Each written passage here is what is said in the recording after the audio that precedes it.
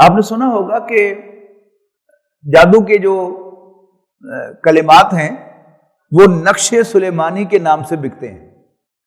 حضرت سلیمان علیہ السلام کے زمانے میں چونکہ حضرت سلیمان علیہ السلام کی حکومت جنات پر بھی تھی، پرندوں پر بھی تھی اور دوسرے جانوروں پر بھی تھی، تو جنات کا بہت زیادہ انٹریکشن جو تھا وہ انسانوں کے ساتھ بڑھ گیا تھا۔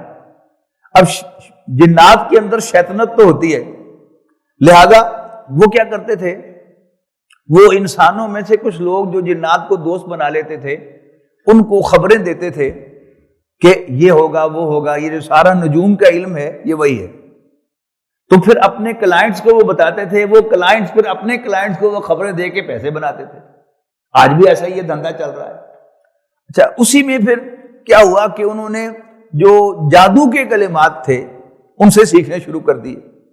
جادو کے بارے میں سمجھ لیجیے کہ جادو ایک حقیقت ہے، کس حد تک کہ ہاں واقعی اس کا کوئی اثر ہوتا ہے اور وہ دکھتا ہے بہت کچھ، لیکن اس کی اصل حقیقت کوئی نہیں ہوتی۔ مثال کے طور پر جب ایک جادوگر ہے وہ یہاں ہوگا، وہ کہے گا او دیکھو گھنٹہ گھر، ہم سب دیکھیں گے اور وہ کہیں گے ہاں جی جی جی جی جی گھنٹہ گھر، بالکل بالکل، حالانکہ گھنٹہ گھر تو یہاں نہیں ہے۔ تو جادو کیا ہے؟ جادوگر اپنی جو ریاضت کے ذریعے سے، جادو کے ذریعے سے جو دیکھنے والوں کی ول پاور ہوتا ہے اس کو کیپچر کر لیتا ہے اور جو کچھ انہیں دکھانا چاہتا ہے وہ دکھا دیتا ہے۔ یعنی گھنٹہ گھر ہوگا نہیں یہاں پر، لیکن ہم سب کو ایسے معلوم ہوگا کہ جیسے سامنے گھنٹہ گھر ہے، تو یہ کیا ہے؟ یہ جادو ہے۔ تو لوگوں نے کیا کیا؟ ان سے سیکھنا شروع کر دیا اور یہ بات بہت زیادہ آگے بڑھ گئی۔ تو اللہ تعالیٰ نے کیا کیا؟ اللہ تعالیٰ نے پھر 2 فرشتے بھیجے جو بہت زیادہ ماہر تھے جادو کے، اور نے کہا اچھا تم نے یہ کھے کھانی ہے نا، ساڑھے کو لاؤ پھر۔ تو ان سے بھی جو لوگوں نے جادو سیکھا تو خاص طور پر زیادہ دلچسپی کس جادو میں تھی؟ جو لوگوں کے درمیان تعلقات کو خراب کرے اور میاں بیوی کے درمیان جدائی ڈالے، طلاق پیدا کرے۔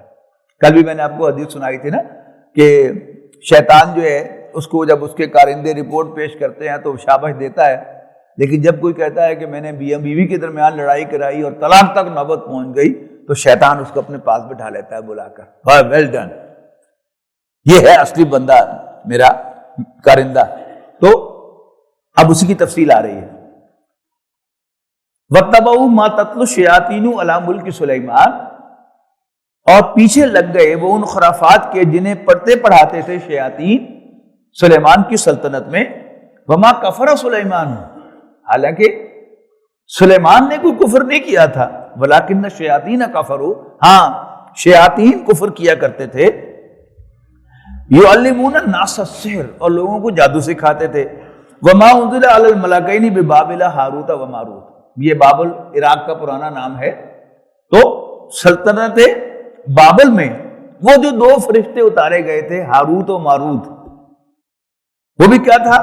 ان پر بھی جو نازل کیا گیا تھا وہ یہی جادو تھا کہ انہوں نے کہا کہ آگو سیکھنا ہے، ہم تمہیں شیاطین سے، جنات سے بہتر جادو سکھا دیتے ہیں، لیکن یہ بتا دیتے ہیں ہے یہ کفر، لیکن وارننگ دے کر کہ یہ کفر ہے، اللہ تعالیٰ اس سے ناراض ہوگا، تم جہنم میں جاؤ گے، لیکن اگر ضرور تم نے کھے کھانی ہے تو آ جاؤ ہمارے پاس۔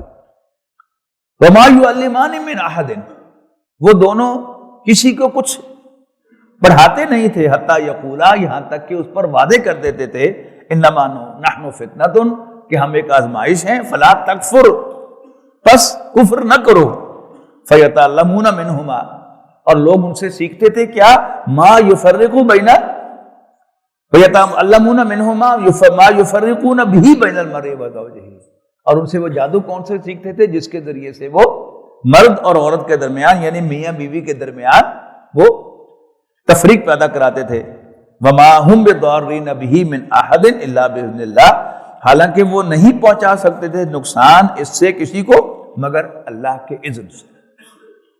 جب بھی قوموں میں انحطاط آتا ہے، یاد رکھیے گا، کسی مسلمان قوم میں انحطاط آئے گا تو پھر ایک ہی کام فنکشن رہ جائے گا، قرآن مجید کا بھی، اللہ کی کتاب کا بھی، کہ یہ آیتیں جو ہیں یہ پڑھو گے تو پھر تمہارا محبوب جو ہے وہ تمہاری قدموں میں آ جائے گا، اور یہ آیتیں کرو گے تو تم ساس کا بیڑا غرق کر دو گے، اور یہ پڑھو گے اور تمہاری بہو جو ہے اور اس کی اور تمہارے بیٹے کے درمیان جو ہے وہ تفریق ہو جائے گی، یہ ہمیشہ انحطاط کی علامت ہے۔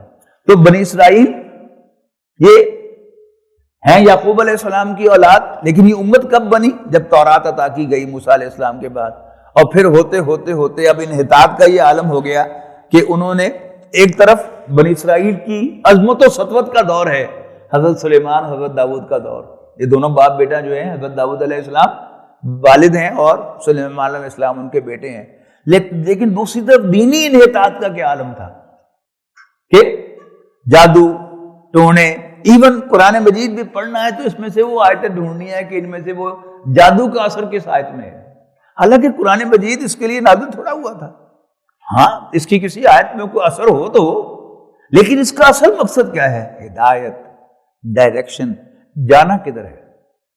اللہ تعالیٰ تو کہہ رہا ہے کہ آؤ تم میری طرف آؤ آخرت میں جنت کے گھر کی تلاش کرو، اور ہم قرآن مجید میں ڈھونڈیں کہ جی میرا کاروبار کیسے چمکے گا اور میرا گھر کیسے بنے گا، یہ قرآن مجید میں کے مضامین نہیں ہیں۔ تو یہ تھی وہ چیز کہ جس کو یہاں پر سمجھنے کی ضرورت ہے کہ جیسے انہوں نے تورات میں سے یہ سب کچھ ڈھونڈا اور شیاطین سے یہاں تک کہ اللہ کے جو فرشتے آئے تھے انہوں نے بھی جادو ٹونا سیکھا، اور آج ہمارا کیا حال ہے، خاص طور پر خواتین کے ہاں جو درس کے حلقے بنے، اب اس میں بات بڑھتے بڑھتے جو ہے وہ ہو گئی کہ پھر جادو جو ہے وہ اس کے اثر کو ظاہر کرنے کے لیے وہ پھر بڑے اسپیشلسٹ جو ہیں وہ علماء جو ہیں ان کو بلایا گیا اور انہوں نے آ کر وہ سب چیزیں جو ہیں بتائیں۔ ٹھیک ہے وہ ہوگا، میں اس کا انکار نہیں کرتا کہ قرآن مجید جو ہے اس میں کوئی علاج جو ہے آپ کو مل جائے، لیکن نہ نبی اکرم صلی اللہ علیہ وسلم نے قرآن مجید سے وہ علاج آپ کو بتائے، نہ صحابہ کرام نے ان علاجوں کو اختیار کیا۔ قرآن مجید سے ہدایت حاصل کیجیے، قرآن مجید راہ دکھانے کے لیے آیا ہے، دنیا کی طرف نہیں آؤ، آخرت کا گھر ڈھونڈو، آپس میں اپنی خوشی کو تلاش نہ کرو، اللہ تعالیٰ کو راضی کرنے کی کوشش کرو۔ یہ ہے قرآن مجید کا مضمون، اور قرآن مجید وعظ و نصیحت کے لیے آیا ہے اور آخرت کی طرف بلانے کے لیے نازل کیا گیا ہے۔